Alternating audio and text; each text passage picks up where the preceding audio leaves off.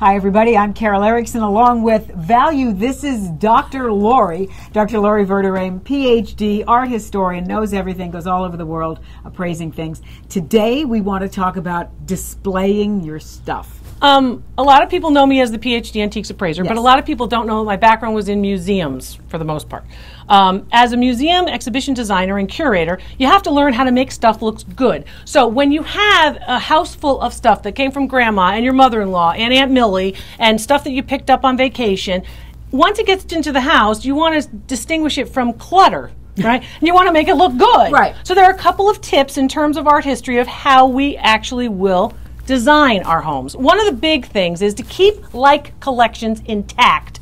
Don't give away half of the wedding china to one daughter and the other half to another. Try to keep all of the collections intact. And when you display them, it's important to display them as a collection too, because it shows, of course, the fact that over many years you have maintained these particular items. So we use these nice Nantucket baskets. I grew up north in New England, so these are kind of like home to me, so they say something to me in my background.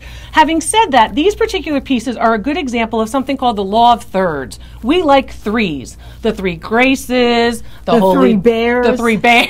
I was going with the Holy Trinity, but forget it. The three bears, you know, whatever. Three is really important in terms of design. Our eye likes to look at three similar things. They don't have to be exactly alike. They could be different sizes, but similar objects usually work very well in threes. So you want to think about that. The other thing you want to think about is sometimes you just have to go with what's similar or like. So for example, these are not exactly the same pattern, but in fact they are ironstone pieces. They're 19th century style And ceramic. you've done the three and you've done the things three here. thing, and you Okay. have basically a model. So we don't turn it this way. We basically turn them in toward each other. Bookend. Okay, real fast.